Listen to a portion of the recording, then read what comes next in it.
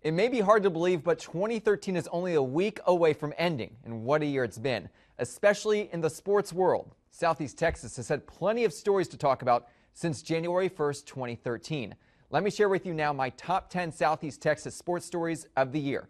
Let the countdown begin. We begin with number 10, a new addition to the Houston Rockets. Houston signed Dwight Howard back in July to a 4-year, $88 million deal. He picked Houston with one goal in mind. Well, we all have, the same goal, which is just to win a championship. This season, the Rockets are 18-11 overall. Number 9, also in Houston. It revolves around the eighth wonder of the world, the Astrodome.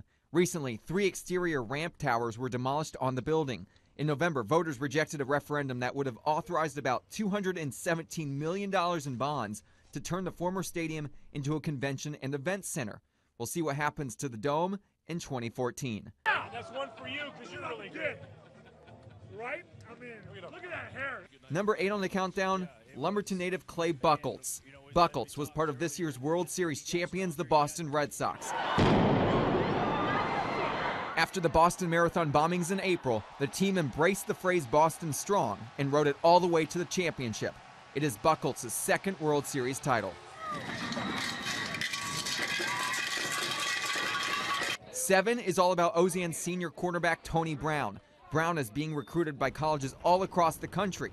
Head coaches like Nick Saban have visited Brown.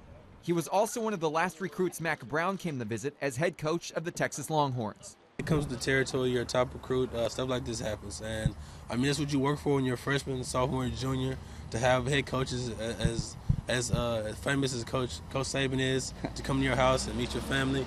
I mean, it's a big deal, but it comes with the hard work you put in. Brown will make a decision on his college choice in early January at the Under Armour All-America game in St. Petersburg, Florida. We stay with high school football for number 6 on the countdown.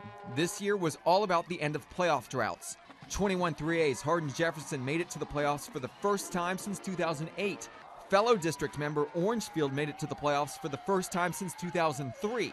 But one team, the Kountze Lions, went to the postseason for the first time in 40 years. Very grateful. We all are. I'm very humble about, making it. I'm thankful for the opportunity that Kountze has given me. And, it's just a good experience. Going to take defense.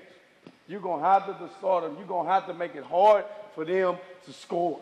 Time for the top 5 now. Number 5, about our 2 local teams that made it to state. The East Chambers boys basketball team went all the way to the 2A state semifinals before falling to White Oak. What's impressive? It was head coach Tremaine Hancock's first year leading East Chambers. I love every last one of them. I mean, they my first. I never forget them. I'm pretty sure they won't never forget me. Got a lot of memories together, and we're going to cherish them memories. In June, the Silsbee Tiger baseball team made the trip to Austin before falling to LaGrange in the 3A state semifinals. Yeah, it's a strange game, but it's the best game in the world if you ask me. I love it, and our kids love it.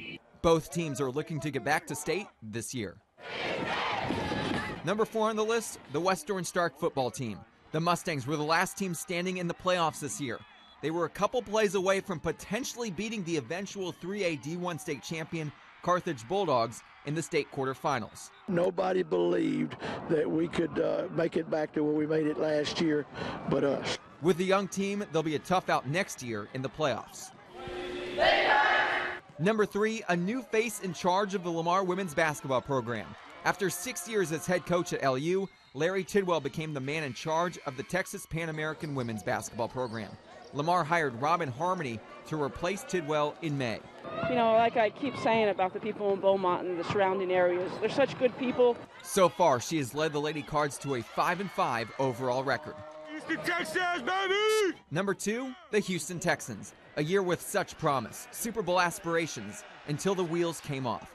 After winning the first 2 games of the regular season, the team has lost its last 13, prompting the organization to fire head coach Gary Kubiak. To have this string of losses that we've sustained is just totally unacceptable, and it's not what this organization is about. PNG grad Wade Phillips is currently the interim coach.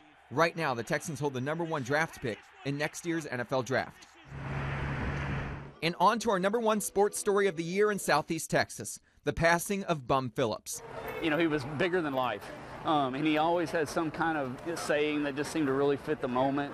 And it was really a neat experience to know him. The football coaching legend died at the age of 90 on the night of this epic Mid-County Madness game between Nederland and PNG, a game in which the Bulldogs won 21-17. Beginning next year, Mid-County Madness will be renamed the Bum Phillips Bowl in the late coach's honor.